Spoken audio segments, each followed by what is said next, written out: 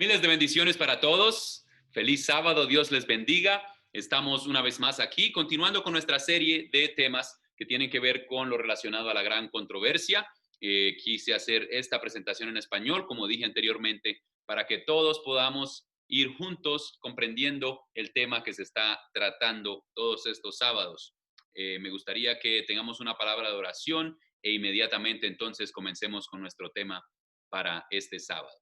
Bendito Dios y Padre, te agradecemos por tu amor, tu misericordia, Señor. Te agradecemos por la revelación maravillosa de tu palabra que nos permite ver y entender qué está ocurriendo en el universo hoy. Y más importante que todo lo demás, saber, Señor, que al final de la controversia, tú eres el ganador, Señor. Y todos los que hayan aceptado seguir a Cristo Jesús, podemos decir juntamente contigo que hemos sido victoriosos. Señor, por favor, acompáñanos. Unge mi boca, mi mente para poder presentar este tema de una manera clara y que, Señor, tú puedas traer bendición a alguien que esté sufriendo, que se esté preguntando dónde está Dios. Señor, no hay respuestas en realidad para el dolor humano, porque el dolor humano no debería ni siquiera existir. Pero cualquier respuesta que podamos encontrar en tu palabra, yo sé que va a traer consuelo. Bendícenos, oh Padre, en nombre de Cristo Jesús. Amén. Muy bien, mis hermanos, vamos a estar analizando la historia de Job particularmente y cómo la historia de Job nos muestra muchos detalles en cuanto a la gran controversia que nos ayudan a entender qué está ocurriendo y el porqué de algunas cosas. Vamos primero que todo a hacer un repaso. Hemos estado hablando de la gran controversia, del conflicto cósmico que hoy inició en el cielo, que abarca todo el universo, no es solamente algo que concierne a la tierra. Se inició en el cielo por causa de un ser que fue creado perfecto por Dios, pero que Dios tuvo que darle libertad, porque si no, no pudiera haber una relación de amor. Para que haya amor y una relación de amor, tiene que haber libertad y los seres tienen que tener la capacidad de escoger.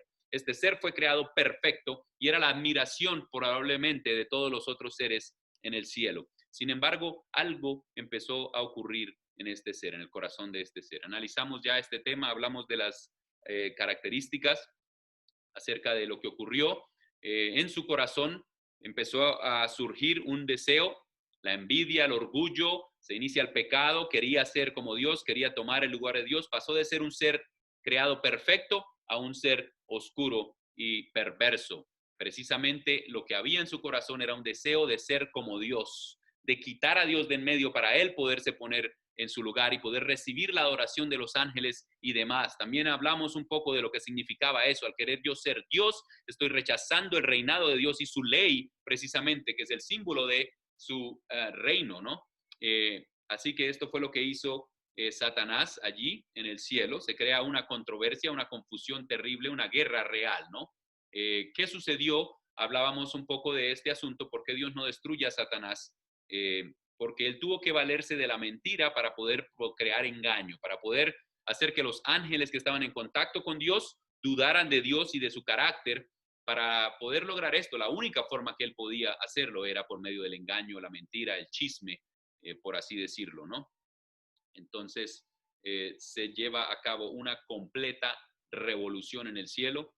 Muchos ángeles creen las mentiras y el engaño de Satanás y por esta razón llegamos a hablar de la gran controversia, que es lo que hemos estado tocando el tema, ¿no? Hablábamos de una batalla, hoy vamos a ver unos aspectos importantes de esta batalla. La Biblia nos presenta algo muy físico, real, lo podemos entender basado en nuestro lenguaje y nuestra experiencia, pero hoy vamos a ver unos elementos un poco más profundos de lo que significa esta batalla y en qué consiste la batalla. Dios se vio forzado a echar a Satanás fuera del cielo y entonces llegamos al punto de Génesis, fue lo que estudiamos la vez pasada, de cómo Dios crea un mundo perfecto, un mundo maravilloso, un mundo hermoso, todo era perfección, Dios dijo que era bueno en gran manera al final de la historia de la creación en Génesis.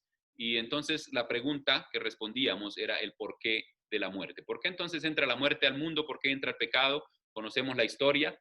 Dios le dice a Adán, del todo árbol del huerto comerás, pero del árbol que está en el medio del huerto, el árbol de la ciencia del bien y del mal, no comeréis, porque el día que de él comieres, ciertamente moriréis. Now, ¿qué significaba este árbol? Sabemos que si no hubiera estado, yo hacía la pregunta, ¿no hubiera sido mejor? No, no hubiera sido mejor porque Dios, para que pueda existir una relación de amor, tiene que dar libertad. Y este árbol, a pesar de que representaba el conocimiento del bien y del mal y de que podría producir la muerte, era el símbolo del amor de Dios en cuanto a la libertad que podemos adquirir al tener la opción de tomar la decisión. Vamos a seguir a Dios, vamos a creer a Dios, vamos a obedecer a Dios o vamos a rechazarle. Entonces, Dios planta este árbol. Tristemente, sabemos cómo continúa la historia. Satanás sabía de este árbol, sabía de las recomendaciones que Dios había hecho, entendía en qué consistía con la controversia, ahora quizá un poco más porque ya él había cometido ese error en el cielo y ya había pasado cierto tiempo. Y toma entonces la decisión de atacar a esta pareja que había sido creada en esta tierra perfecta y hermosa. Conocemos la historia. Satanás completamente contradice lo que Dios había dicho, completamente hace una vez más lo mismo que hizo en el cielo, de engañar y de destruir el carácter de Dios, al hacer ver a Dios como un ser egoísta, como un ser que no quería que los seres humanos fueran como Él. Por eso les dice que el día que de Él comieres seréis como dioses. Usa muchas de las mismas cosas que ocurrieron en su corazón para engañar al hombre y a la mujer. Sabemos que ellos merecían la muerte completamente. Sabemos que la paga del pecado es la muerte, lo estudiamos la vez pasada, pero sin embargo Cristo Jesús interpone su vida por la vida del hombre. Cristo Jesús se entrega para que tú y yo podamos tener una esperanza hoy. No recibimos el castigo que merecíamos, porque Cristo Jesús recibió el castigo que nosotros merecíamos. Esto precisamente es el Evangelio y es como la cruz entra en esta gran controversia a convertirse en la máxima demostración del amor de Dios, que es aquello que está en cuestión. Satanás dijo que Dios no amaba a los seres, que solamente demandaba que lo sirvieran y el que no lo sirviera, él lo destruía. Pero Dios, al contrario, dice, ustedes que merecen la destrucción, yo voy a morir por ustedes para demostrar mi amor, que es un amor desinteresado, que es un amor verdadero. Ahora, vamos a analizar algunos de los puntos de los que hemos estado hablando durante todo este proceso, algunas de las cosas que ya se han establecido. La primera es que hemos hablado acerca de la gran controversia y los papeles que juega cada personaje, ¿no? Tenemos a Miguel, que es Cristo Jesús, representando a Dios, y tenemos a Satanás y sus ángeles, y qué papel desempeña cada uno. Hasta ahora es algo de lo que hemos ido estableciendo, ¿no? Hemos establecido también que Dios no fue el creador de la maldad. Dios no creó la maldad, sino que creó todo absolutamente perfecto. Es algo que tenemos que tener muy claro, porque muchas personas tienden a culpar a Dios por lo que ocurre. ¿Por qué Dios permite o por qué Dios creó o por qué Dios hace? Tenemos que entender un poco el conflicto para saber qué es lo que está sucediendo. También hemos hablado acerca de que para que Dios pudiera ser fiel a su principio de amor, tenía que hacer dos cosas. La primera, tenía que crear. ¿Qué significa esto? Que Dios podía haberse quedado solo como un solo ser en el universo. En realidad, si entendemos amor como algo de relación, creemos que Dios no podía evitar crear, tenía que crear para poder compartir ese amor. Él mismo es amor en su esencia. Tenía que crear otras criaturas para poder compartir ese amor con ellas. Eso revela y demuestra su amor. El amor se entiende en una relación. Cuando tú estás con alguien y empiezas a amar y a relacionarte con esa persona, se manifiesta el amor. Entonces, el amor que existía dentro de la Trinidad, entre los seres de la Trinidad, se tiene que compartir, porque es amor, no se puede evitar. Entonces, Dios crea. Él es el creador, además. Es su esencia, es quién es Él, es su identidad. No puede evitarse crear. Entonces, para poder ser fiel a ese principio de amor, Él tiene que crear. Ahora, la segunda parte de este punto es que para poder crear seres vivos, libres, racionales y que pueda existir una relación de amor, tienen que ser libres. Tienen que poder escoger amar a Dios en retorno. Tienen que poder escoger servir a Dios y obedecerle por amor y no por miedo o no por ninguna otra razón. Y tienen que tener la alternativa de llegar algún día inclusive a rechazar a Dios, que fue lo que ocurrió precisamente. Así que si existe la pregunta de por qué Dios decidió crear sabiendo que iba a ocurrir, es porque Dios no puede dejar de crear. ¿Y por qué Dios crea con libertad? Porque es el principio del amor precisamente. Entonces, la elección de servirse a uno mismo, de servir a alguien más, trae naturalmente la muerte. Y es algo que tenemos que tener claro, porque Dios es el dador de la vida. Y si tú no estás en relación con el dador de la vida, automáticamente viene la muerte. Y eso es algo que tenemos que entender. Así que a pesar que Dios crea seres vivos, libres, ellos tienen que tener claro que al decidir ir en contra de Dios, no es que Dios los destruye porque es un Dios estricto, sino que Dios es la vida. Y si tú decides apartarte de Dios, estás escogiendo la muerte naturalmente. Muy bien. Otro punto más de los que hemos estado hablando, que queremos que quede bien claro, es este, que a pesar de que el ser humano merecía la muerte con la decisión que tomó, a pesar de que escogió morir al obedecer a Satanás y apartarse del dador de la vida, Dios, por medio de Cristo Jesús, interpone su propia vida para poder hacer un camino por el cual el hombre puede llegar nuevamente a ser restaurado a su forma original. Gloria a Dios por eso. Es uno de los puntos más importantes que hemos trazado y es precisamente el Evangelio. Muy bien, entonces quedan algunas preguntas que debemos responder. Algunas ya las hemos respondido, otras todavía están pendientes, ¿no? Si Dios es amor, que es lo que estamos diciendo, y si es bueno, y si es omnipotente, ¿por qué hay maldad en el mundo hoy entonces? Si Dios es amor, ¿por qué permite que haya maldad? Si Dios es bueno, ¿por qué permite que haya maldad? Si Dios es omnipotente, ¿por qué hay maldad y Él no usa su omnipotencia para deshacer todo el mal? ¿No sería entonces, esta pregunta de paso la hacen algunos ateos, por eso yo puse ahí al final, existe inclusive Dios, basado en este razonamiento, ¿verdad? Lo que ellos dicen básicamente es esto, que el hecho de que haya maldad demuestra que o Dios no es amor, o Dios no es bueno, o Dios no es omnipotente.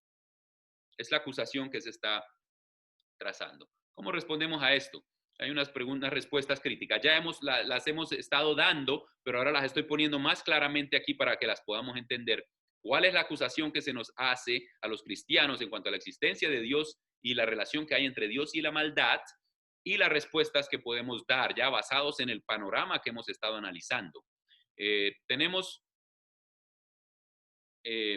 algunas respuestas, ¿ok?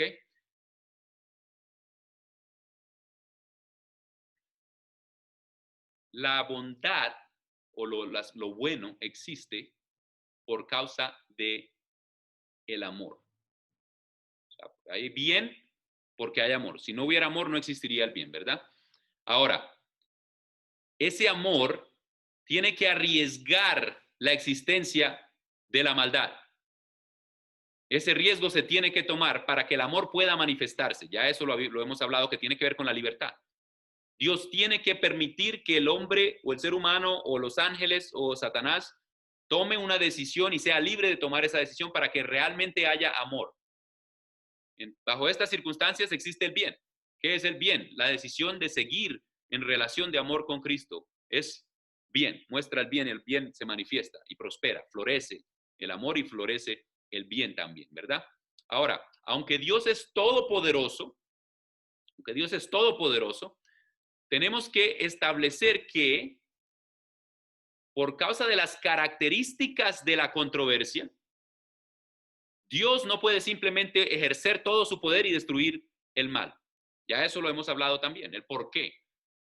Dios permite que se manifieste el verdadero carácter de Satanás, mientras que Dios también permite que en Cristo Jesús se manifieste su verdadero carácter de amor. ¿Por qué existe el mal en la tierra? La mejor manera de responder esto es porque tenemos una controversia que se está dando y Dios está, a pesar de todo y de la maldad que vemos, al control de la controversia y la va a llevar hasta su final definitivo, en el cual Él podrá establecer claramente su carácter de amor, el carácter satánico quedará completamente claro, la decisión de aquellos que están tomando su rumbo y escogiendo a quién servir va a ser llevada hasta su final, va a ser demostrado quién decidió servir a Dios y quién no, y finalmente Dios acabará con el pecado, con Satanás, con la muerte, con todo, de una sola vez y por todas, y nunca más, dice la palabra, se levantará el mal en el universo ni sobre la tierra. Muy bien. Vamos a ver un poquito más a profundo este asunto porque cómo Dios maneja esta situación, y esto es lo que vamos a estudiar hoy cuando lleguemos una vez al punto de hablar de Job. Nos va a ayudar a ver claramente los elementos de los que estamos hablando aquí. Muy bien.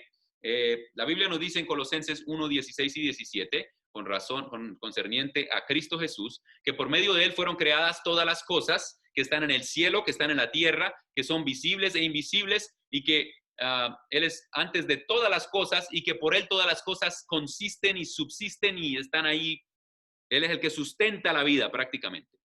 ¿Cómo puede haber una controversia entre este creador que sustenta absolutamente todo y un ser inferior que sería Satanás? ¿Cómo puede haber una controversia entre estos dos seres?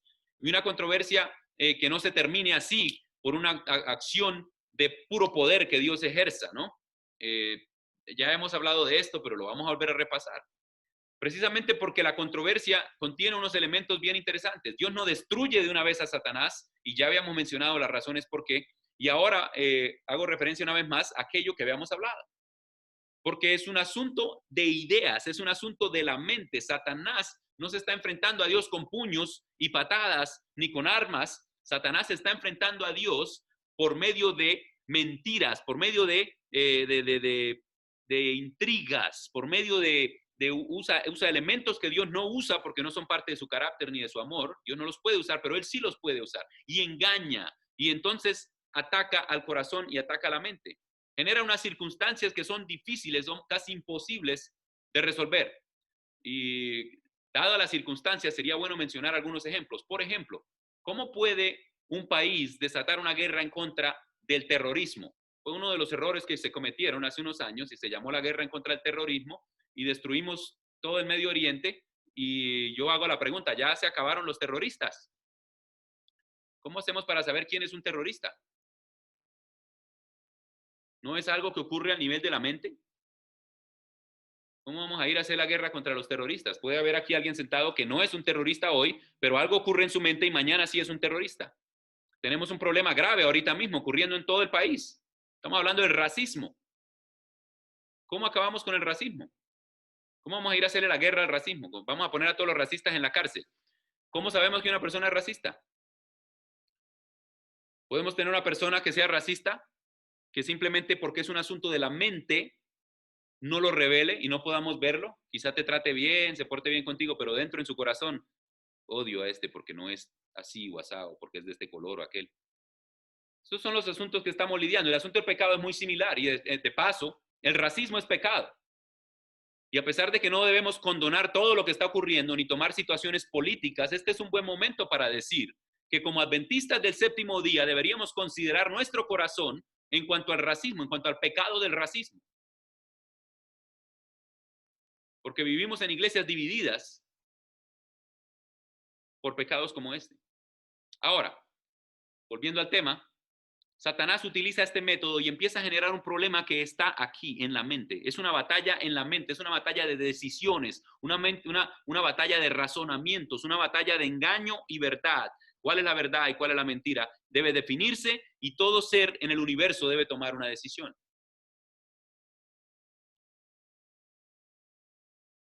Ahí lo estoy manifestando una vez más. La batalla tiene lugar a nivel de la mente. Tiene que ver con las ideas y las decisiones, y no se puede resolver por fuerza. Por eso tenemos un conflicto en el cual Dios, a pesar de ser omnipotente, no erradica simplemente el mal, sino que tiene que utilizar el método que es parte de su esencia, el amor, para conquistar las mentes y los corazones, de la misma manera que Satanás utiliza sus métodos para conquistar tu mente y tu corazón si te dejas engañar. Hablemos un poquito de los conflictos que ocurren hoy día en nuestro mundo, ¿ok? Hay ciertas reglas en cuanto a los conflictos entre países. Por ejemplo, hay una convención que se llama la Convención de Génova, Geneva Convention, que establece las leyes internacionales. Muchos países, las grandes potencias, se aliaron y se pusieron de acuerdo para coordinar unas leyes que determinen cómo se va a llevar a cabo la guerra, cuáles son las cosas permitidas en la guerra y cuáles no son permitidas. Se dice que, o se habla de mantener la guerra humana, no deshumanizar la guerra a tal punto que las torturas y los excesos se lleven a cabo entre las naciones. Por eso se generan estos códigos de guerra. En la Fuerza Aérea a la que yo pertenecí, había algo que se llamaba LOAC, Law of Armed Conflict, la ley del conflicto armado. Son unas reglas dentro de la Fuerza Aérea que establece muy generalmente cuáles son las reglas en un conflicto. ¿Qué cosas vamos a hacer como Fuerza Aérea si vamos a la guerra contra un país? Ahora, dependiendo de ese país, hay otro tipo de reglas más específicas al país con el cual vamos a entrar en guerra. En este caso, se le llama Rules of Engagement o las reglas de encuentro, de cómo vamos a interactuar en la guerra, y son más específicas. Por ejemplo, la guerra del desierto tenía unas reglas bien claras de cómo era que íbamos a ir a la guerra con Irak en ese entonces, ¿no? Desert Storm. Ocurre también que hay cortes internacionales. Tenemos también ese sistema. La Corte Penal Internacional se encarga de hacer juicio entre países y se encarga de los asuntos que tienen que ver con crímenes de lesa humanidad o crímenes de guerra. Cuando un país viola las leyes de la Convención de Génova o usa torturas o hace cosas extremadamente sadísticas, por decir algo, contra otro país, hay un tercer miembro, digámoslo así, entre los dos países, un miembro neutral, que se encarga de ayudar a que se establezca la verdad. Ahora, ¿por qué estoy presentando a ustedes este panorama aquí de leyes y de leyes internacionales y cómo los humanos interactúan en conflictos? Puede parecerle sorprendente, pero la Biblia nos muestra algo muy similar en cuanto a lo que está ocurriendo entre Satanás y Dios y este conflicto que se está llevando a cabo. Hay unas reglas claras del juego, digámoslo así, no son claras enteramente para nosotros, porque hay muchas cosas que no comprendemos realmente, pero podemos ver que entre las personas involucradas en la controversia sí hay ciertas reglas. Parte de eso es lo que vamos a estudiar hoy y lo que se manifiesta en la historia de Job. Por eso precisamente quise hacer esta descripción aquí para que entendamos un poco de lo que está ocurriendo.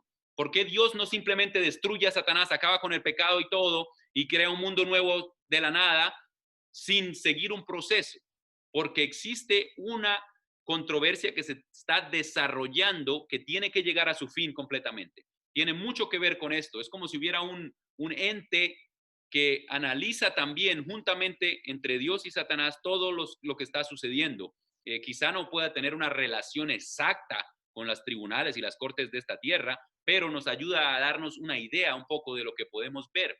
Por ejemplo, sabemos, y lo dice Pablo en 1 Corintios 4:9, dice que hemos sido como apóstoles teatro, dice, ¿para qué? Para el cosmos, es la palabra que se usa ahí, donde dice que hemos sido usados como teatro para el mundo, para el cosmos. No solamente eso, pero dice que es para los ángeles y para los hombres. Bien claro este versículo allí nos ayuda a ver que hay algo que se está dando a cabo, que hay unos observadores, por así decirlo, que están pendientes de lo que está ocurriendo y están tomando nota, tanto los ángeles como los seres humanos en este caso. Hay varios pasajes también y varias referencias. El libro de Job es una de ellas, hoy lo vamos a estudiar, pero si ustedes quieren en su propio tiempo, analicen, por ejemplo, Zacarías 3, el capítulo 3 de Zacarías, aparece Josué, el sumo sacerdote, y Satanás está allí acusando a Josué, y hay un intercambio entre él y Dios, y una acusación contra Josué y su carácter, ¿no? Es importante que lo notemos. Es similar a lo que ocurre con la historia de Job, como la vamos a estudiar. Daniel 7 también, encontramos una corte que se está llevando a cabo, y viene el Hijo de Dios, entra Cristo, se manifiesta como la entronización de Cristo en cierta manera, recibe cierto poder y empieza a haber allí un sistema de juicio que se empieza a llevar a cabo, ¿verdad? Daniel 10:13, también encontramos que hay unas reglas y está ocurriendo algo en un conflicto en el cual Gabriel viene a traer la respuesta para Daniel, pero se interpone alguien a quien se le llama el rey de Persia, pero realmente sabemos que detrás de él está Satanás, y por alguna razón Gabriel no puede llevar a cabo su misión hasta que no viene Miguel e interviene en el conflicto. Todo eso nos demuestra que hay unas reglas, que algo está sucediendo que no es, como se dice, caótico, sino que hay algo, hay un orden que se está siguiendo en la gran controversia. Miren qué interesante este versículo aquí de Daniel también. Daniel 4:17, cuando Nabucodonosor recibe el mensaje del ángel en cuanto a lo que le iba a pasar a él por su orgullo, esto es lo que dice el ángel. Voy a buscarlo en la Biblia en español para no tener que traducir aquí de la pantalla. Y discúlpenme que las presentaciones están en inglés, no se han traducido, pero Daniel, el capítulo 4, el versículo 17, dice así. Daniel 4, 17. La sentencia es por decreto de los vigilantes y por orden de los santos la decisión, para que conozcan los vivientes que el Altísimo manda sobre el reino de los hombres, y a quien él quiere lo da, y constituye sobre él al más humilde de los hombres. Noten eso que dice ahí. ¿Qué es eso de los vigilantes? ¿Y qué es eso de los santos, que son los que dan la decisión? Hay otras referencias también a esto. Se encuentran en Primera de Reyes 22, 19 y 23. Están ahí en la pantalla si usted las quiere copiar. Y Zacarías 1, 7 al 17, donde también se mencionan los vigilantes, o the watchers en inglés. Bien interesante este concepto. Hay algo que está ocurriendo, hay unas reglas y hay una, por así decirlo, hay una corte penal universal que se encarga de arbitrar y de asegurarse que todo se lleve a cabo de acuerdo a las reglas que hay en cuanto al juego que se está dando. Porque la controversia no es una batalla que se puede ganar con puro poder, sino que la controversia se puede ganar solamente mediante unas circunstancias de revelación que permiten ver la verdad. Solamente un proceso similar al de una corte puede garantizar verdadera justicia. Y esto es lo que está pasando. Y voy a repetir eso una vez más porque es muy importante. La controversia no es una batalla que se puede ganar con solo poder, sino que es una controversia que se gana a medida que se revelan las circunstancias y se puede descubrir cuál es la verdad y cuál es el engaño. Por esta razón tiene que darse en un proceso similar al de una corte que pueda realmente garantizar justicia. Esto precisamente es lo que vamos a descubrir en cierta manera que ocurre en la historia de Job. Ahora vamos a leer la palabra de Dios ahí, Job 1, capítulos 1 y 2, y ahí encontramos entonces una situación que nos ayuda a ver qué es lo que está sucediendo.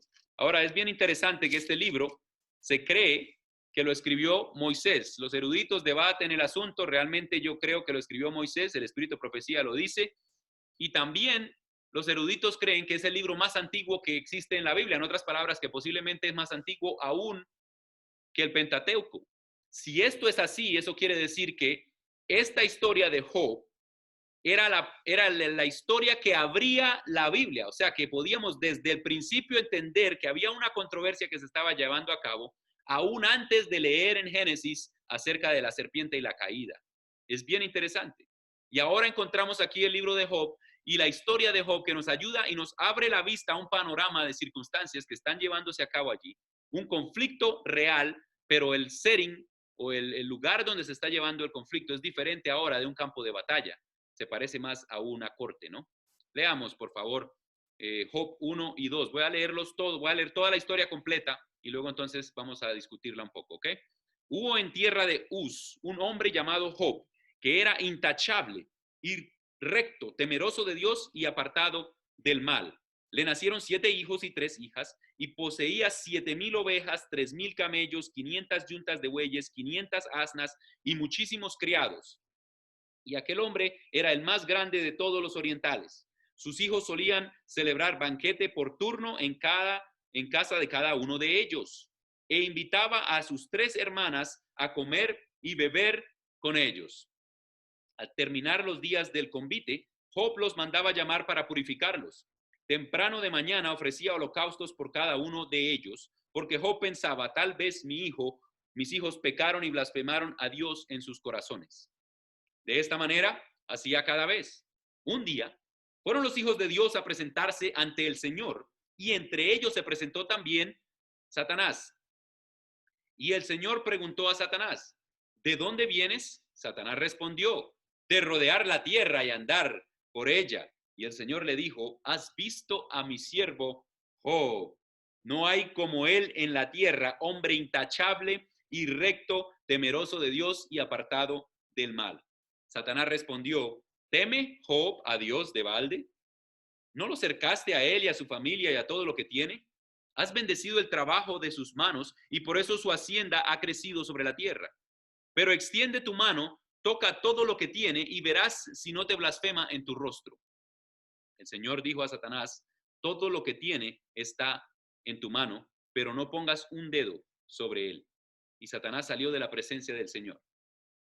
Un día en que los hijos e hijas de Job comían y bebían, vino en casa del hermano mayor, llegó un mensajero a Job y le dijo, los bueyes estaban arando y las asnas apacentando cerca de ellos, y acometieron los sabeos, los tomaron y tomaron a los criados a filo de espada, solo escapé yo para traerte la noticia.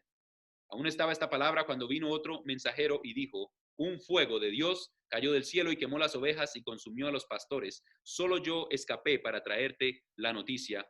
Todavía estaba hablando cuando vino un tercero y le dijo, los caldeos, divididos en 3 escuadrones, atacaron los camellos y se los llevaron. Mataron a los criados a filo de espada y solo yo escapé para traerte la noticia. Mientras aún hablaba, llegó un cuarto mensajero y dijo, los caldeos divididos, mientras aún hablaba, llegó un cuarto mensajero y dijo, tus hijos e hijas estaban comiendo y bebiendo vino en casa del hermano mayor, y de repente vino un gran viento del desierto, dio en las 4 esquinas de la casa, se cayó sobre ellos y murieron. Solo escapé yo para traerte la noticia. Entonces Job se levantó y rasgó su manto, rasuró su cabeza y postrándose en tierra adoró y dijo, desnudo salí del seno de mi madre y desnudo me iré. El Señor dio y él quitó, bendito sea el nombre de Jehová. A pesar de todo, Job no pecó ni culpó a Dios de ningún mal. Ahora, esta historia tiene el potencial de convertirse en varios sermones, una serie de sermones, así que vamos a tener que cuidadosamente analizar un poquito esto. No voy a leer el capítulo 2, voy de pronto a hacerlo más específico, a los versículos que nos interesan en este momento. ¿Qué está ocurriendo aquí? Podemos ver claramente que existe una situación de la cual Job no está al tanto. Hay una reunión en el cielo, un concilio, por alguna manera, por así decirlo, en el cual vienen los hijos de los hombres a ser parte de este concilio, pero entonces Satanás también viene junto con ellos. Existe un intercambio allí que es bien interesante. De cierta manera yo veo que Dios le está preguntando a Satanás, ¿qué autoridad tienes tú de estar aquí? ¿De dónde tú vienes? ¿Por qué estás aquí? Satanás responde brevemente diciendo que viene de la tierra, de caminar, de andar por ella, ¿no? Es una descripción de posesión. Esto se utiliza mucho en la cultura del Oriente, aún todavía. Y a Abraham se le dijo que todo lugar que pisare la planta de tus pies será tuya. Satanás viene diciéndole a Dios prácticamente que el reino de la tierra ha caído y que le pertenece completamente a él. Es interesante que el comentario empieza hablando de Job y lo menciona allí como un ser intachable, como un ser justo, perfecto, por así decirlo, temeroso de Dios y apartado del mal. Así comienza la historia del libro de Job y es precisamente esto lo que Dios le menciona a Satanás. Es interesante también que se menciona todo lo que Job tenía, porque la imagen que se quiere dar aquí es que entre más grande sea el estado de Job, entre más cosas tenga y más grande sea su casa, mucho menos territorio tiene Satanás. En otras palabras, entre más grande tenga territorio Job, más reino de Dios existe en la tierra, por así decirlo. Satanás inmediatamente responde que la razón por la que Job es fiel a Dios no es por amor, no es un servicio de amor, sino que es un servicio de interés. Está atribuyéndole a Job el mismo sentimiento que tiene Satanás en su corazón de orgullo y de egoísmo. Está diciendo, Job es egoísta. A él lo que le interesa es todos los beneficios, pero si no tuviera ninguno de esos beneficios, no sería fiel a ti. Dios, al contrario, está mostrando que no todo lo que existe en la tierra le pertenece a Satanás, porque Dios tiene personas fieles sobre la tierra que le adoran y que le aman. Aparte de la acusación contra Job, Satanás también está haciendo una acusación contra Dios. Le está diciendo a Dios que Dios no es justo porque a algunas personas les da y a otras no. Y le está dando a Job y lo está protegiendo y no está permitiendo que le pase absolutamente nada. Y por eso Job es fiel y no hay forma de demostrarlo a menos que Dios haga algo para demostrar que lo que Satanás está diciendo es mentira. Noten lo que está ocurriendo en medio de la controversia. El carácter de Job está en cuestión y el carácter de Dios también está en cuestión. Entonces Dios le permite ahora, en medio de ese concilio, porque acuérdense que vino Satanás con los hijos de Dios, no solamente se presentó él, ni está solamente Dios allí, ni está solamente Satanás, hay una serie de personas allí reunidas, o de seres allí reunidos, y entonces Dios le permite hacer aquello que Satanás quiere hacer, ¿no? Noten entonces lo que ocurre. Satanás destruye absolutamente todo lo que Job tiene, porque es la manera más rápida de reducir el reino de Dios en la tierra, hasta que solamente queda Job y su esposa. Si continuamos leyendo la historia, vamos a darnos cuenta que aún su esposa le aconseja al hombre que se muera.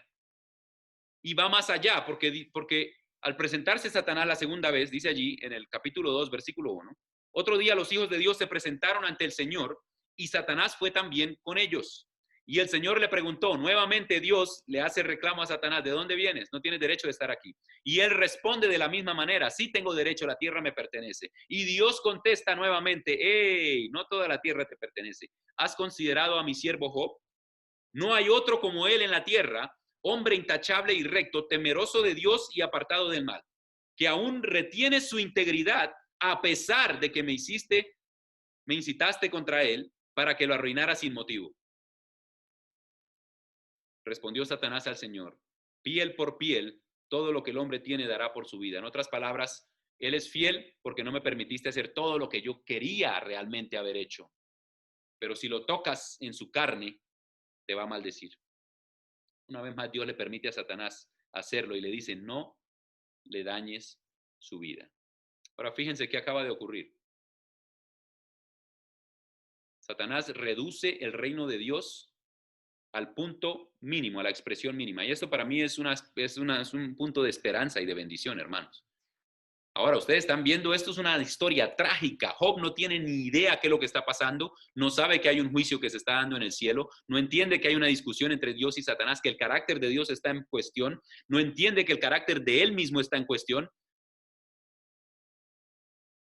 Y sin embargo, Satanás reduce completamente el reino de Dios hasta un punto específico. Aún el cuerpo de Job está siendo atacado y está destruido, pero en su mente aún existe el reino de Dios. La decisión de Job de adorar al Creador, la decisión de Job de ser fiel a Dios, la decisión de Job de confiar en el amor de Dios, a pesar de que no entiende lo que está pasando, a pesar de que no ve absolutamente nada de lo que está ocurriendo, a pesar de que él se mira y dice, yo no he hecho nada, ¿por qué merezco esto? ¿Qué está pasando? ¿Dónde está Dios en este momento? Esta historia es bien importante para nosotros hoy. Las preguntas que se hace Job llegan a ser las mismas que nos hacemos tú y yo. ¿Por qué Dios permite esto? ¿Por qué Dios hace esto? ¿Me está castigando Dios? ¿Dónde está Dios cuando lo necesito? ¿Por qué Dios calla? ¿Por qué no aparece? Prefiero morir que tener que pasar lo que estoy pasando. Es la misma experiencia de Job. Pero si hay algo claro en toda la historia, hermanos, son dos cosas. Uno, que Dios nunca se olvida de sus hijos. Dios estaba ahí con Job a pesar de todo y a pesar de que él no sabía, a pesar de que no entendía, Dios está ahí contigo. A pesar de que tú no entiendas o no sepas el por qué, Dios está ahí contigo. Y tarde o temprano Dios se revela, así como se reveló a Job y le mostró a Job su poder, su gloria, su gracia, cuán maravilloso él es. No le explicó los detalles. La historia termina sin Job saber qué era lo que había pasado. Pero Dios se revela y le muestra su poder y su gracia, y Job se llena de ánimo, de amor por Dios. Dice, de oídas te había conocido, pero no ahora mis ojos pueden ver a Dios. En medio del sufrimiento, en medio de la desgracia, en medio de todo lo que estaba pasando, al revelarse Dios a él, puede llegar a conocer a Dios más plenamente, hermanos. Ahora, yo no estoy diciendo que Dios permita el sufrimiento solo por eso. El sufrimiento, hermanos, Dios no quiere que exista. El sufrimiento Dios no quiere que exista, Él no quiere que exista la maldad. Pero dadas las circunstancias y el conflicto que se está dando, Dios hace lo mejor basado en tus decisiones, basado en las decisiones de millones de personas alrededor de la tierra, basado en su poder, hasta donde las reglas del juego le permiten intervenir. Y vamos a aprender un poco de eso, porque hay reglas del juego que nosotros podemos usar. Ahí entra la intercesión, la oración intercesora, el poder de la palabra de Dios, el poder de decisión que tenemos y cómo afecta las vidas de otros. Pero Dios toma todo eso y hace aún en medio de todo que todas las cosas ayuden a bien para los que le sirven. Job, mis queridos hermanos, siempre se mantuvo fiel a Dios, confió en Dios, confió en su amor. A pesar de que tenía preguntas y las hizo, porque está bien hacer preguntas. A pesar de que tenía sentimientos en su corazón y los expresó, porque está bien expresar los sentimientos, hermanos. Sobre todo a Dios, que está ahí dispuesto a escucharte, a levantarte.